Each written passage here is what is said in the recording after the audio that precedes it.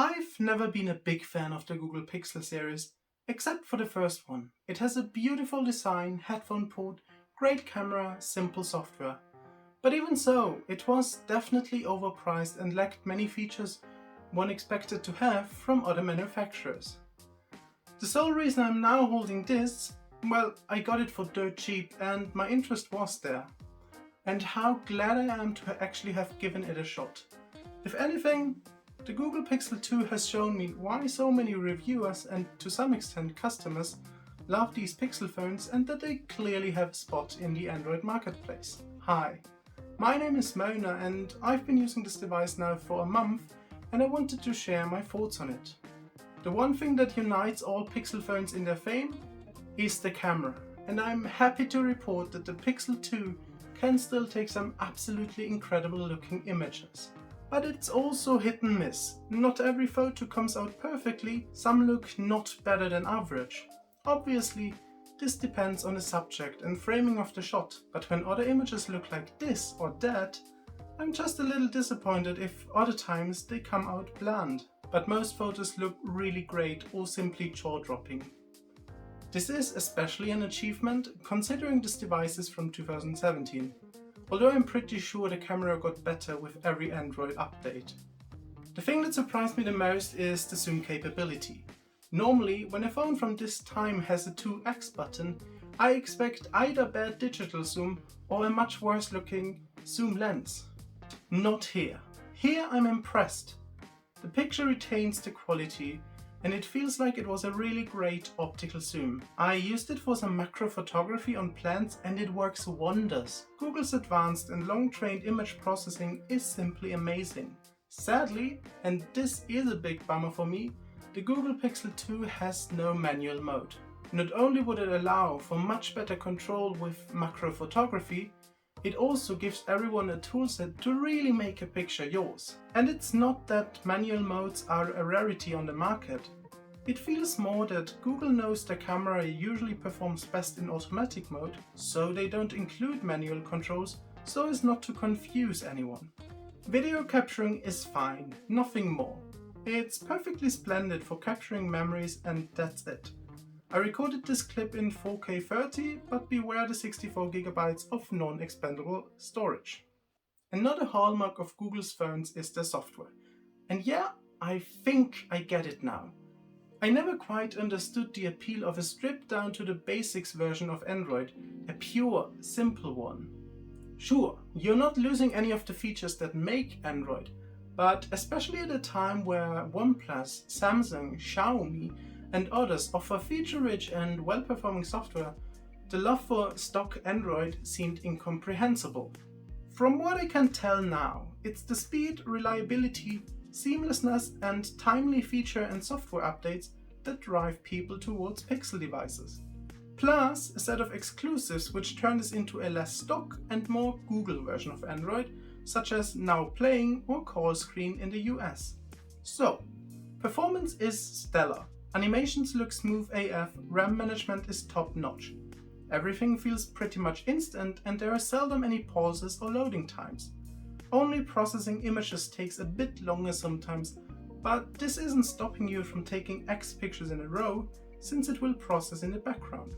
To use this handset in 2021 is, simply put, one of the most pleasant times I have had with a phone yet. The software is so unobtrusive yet reliable, bare bones yet charming, old yet on the latest software. Slick would be a word to describe it. One small detail that really bugs me, the Google Phone app does not let you create a new contact on the SIM card. Yeah, I might be one of the last people to still use that feature, but it's super annoying for the few who still use it. And to be honest, it doesn't hurt anybody to have such an option on board. In terms of updates, this phone is at its end. Google won't update it any longer, not even security patches. Most people I know don't care much about updates on their phones, as long as every app can still be used and the battery has not yet exploded. And it being a device by Google, it should be fairly easy to find an active custom ROM community. For gaming, I played a little bit of Call of Duty Mobile. The game was set to high settings and with 6 vs 6 matches it performed well. 10 vs 10 was rather laggy, but still playable, and if you turn the settings down further, it should really not be an issue. The design is simple and compact, and for a phone from 2017, kinda outdated. Big bezels up front, with a set of stereo speakers and a single selfie cam. A capacitive fingerprint reader on the rear, once more a single camera and a Google logo. No headphone jack, that is whack. No expandable storage, IR sensor or anything unusual, except that you can squeeze the device and activate the Google Assistant. As someone who barely uses voice assistants, this is pretty pointless to me, but it is a nice thing to have for sure. Just a shame that you cannot repurpose it for something else. Finally, there's the button layout, which I simply don't understand. Why is Google practically the only mainstream company that changes the position of volume rocker and power button? It's not that I couldn't adapt to it. That was fairly easy, only took me about 3 days. It's more like, why? Why, Google? Every phone I've ever held in my hands has the power button centered or slightly above center, and the volume buttons are usually above that or on the left side, not here. It doesn't really matter, everyone will get used to it after a short while and then it feels totally fine. But there is also no reason to go this way when every other phone maker doesn't. On those speakers, mine sound very bad and are really quiet, but I'm sure that's just my device with busted speakers since I've otherwise never heard bad things about them. This also leads to phone calls being hard to stand because of the lack of volume.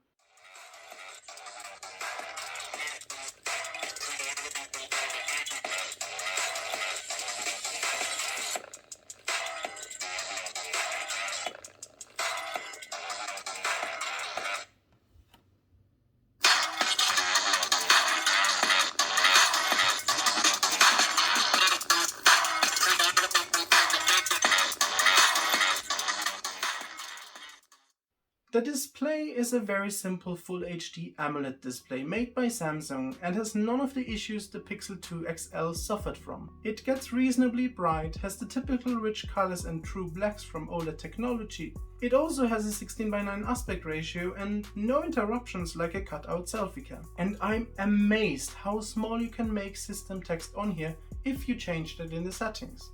And finally, let's talk battery. When I first began using the device, it was bad. The phone would drain unbelievably quickly, even though I was just browsing Twitter and watching some YouTube. But this was most likely a bug, since 2 days later I put the phone on power saver mode, which turned it in a 1.5 day battery for me. After that, even without that mode, the battery behaves like expected. If I use it less, it lasts me till day's end, but I usually just activate power saver mode to have more peace of mind.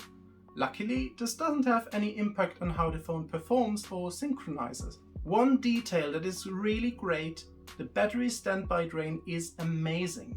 You can leave this phone overnight and it will lose only about 1%. And even throughout the day, just put it aside, you won't lose any battery, it's that good.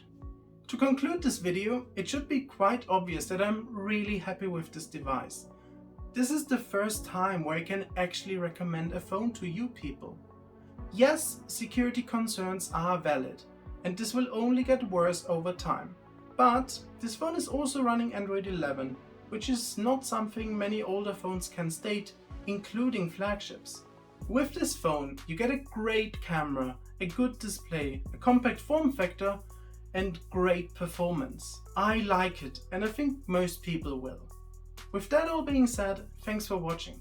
I hope you learned something, found the video interesting, or were simply entertained by it. Have a great day.